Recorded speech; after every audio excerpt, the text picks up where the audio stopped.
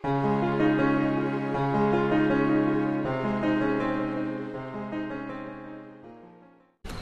na siya. Ginagamit namin tong sudo cream sa gilid ng sisingit niya.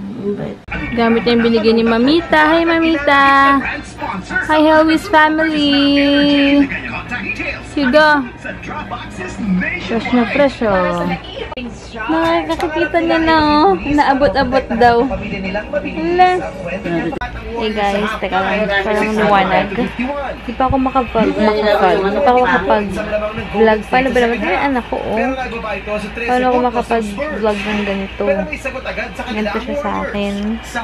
And kapag ganito siya, gusto ko amoyin yung kamay niya. Sobrang bango. Kahit maasim ang bango sa aray ka bango sa akin. Sobrang sarap. Taba-taba ng kamay niya. At yun naman, oh. Taba-taba ching-ching.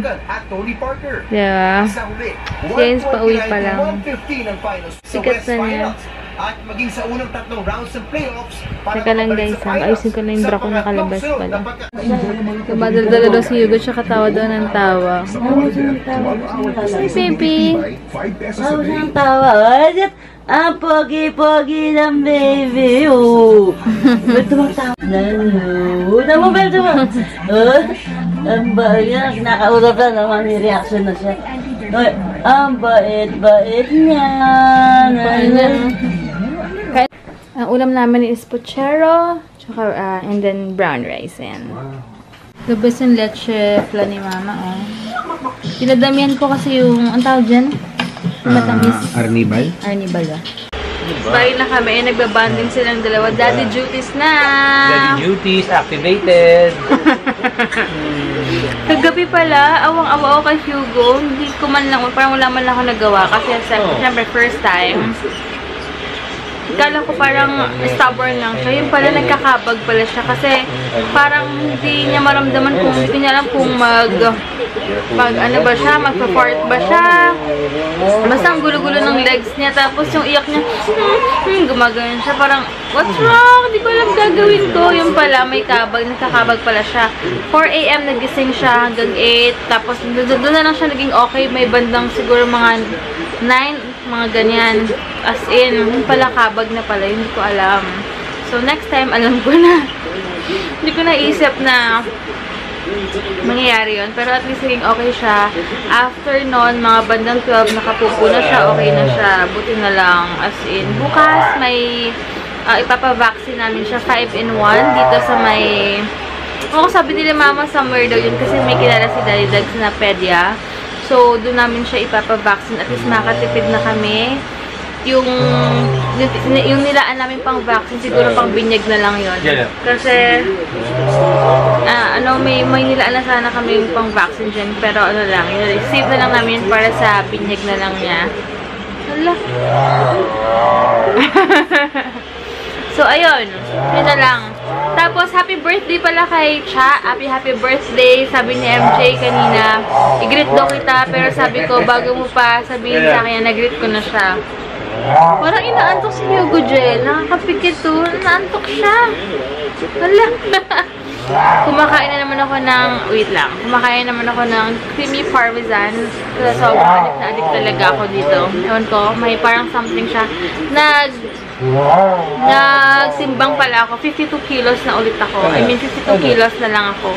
Imagine nun, wala ako masyadong exercise or what. Pero grabe talaga ang breastfeeding talaga pala. Malakas talaga siyang makababa ng timbang. So, tsaka dito ko guys, yun yung nangingitim. Sobrang kate. Nilagyan ko na ng sudo cream. Pero parang bumabalik-balik na siguro sa init. Yung buntis pa ako, ito na yung part ng mga hindi pa nawawala. Yung mga itim-itim ko pala sa kilikili. In fairness, nawala na. Ganun pala talaga yon. Talagang, kung saan na lang siya datang, hayaan mo lang. Kung dalawa. Wait lang guys ah. Hugo-san. Kasi lagi tawag mo dyan. Hugo-san. Nickname nila Hugo-san. Hugo-san. Hey guys, dito na ako nag-vlog sa labas ng kwarto namin. Kasi si Hugo, twice ko siyang, wait lang, mas kaila para, yun. Twice ko siyang pinatulog sa crib niya.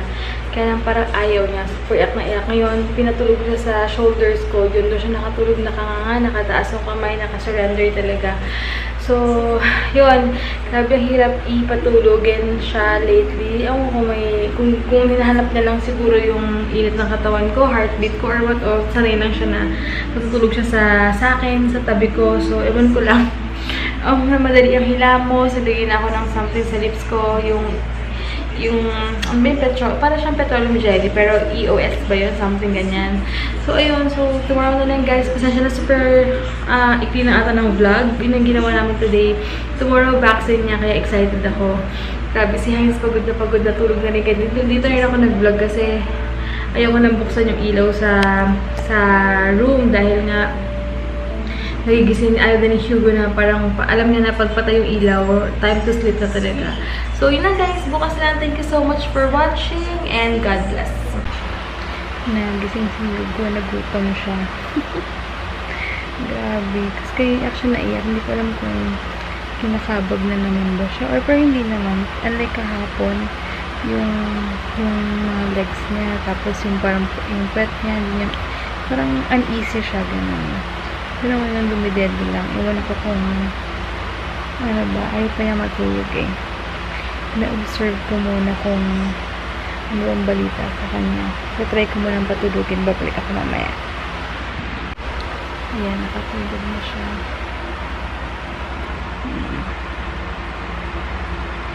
Kasi laging ganito. Pag nakinig ba makasaray siyang ganito? Pero kung narinig niyo ko.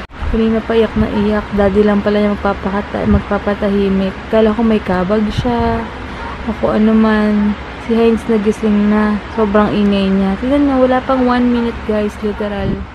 Nagising siya.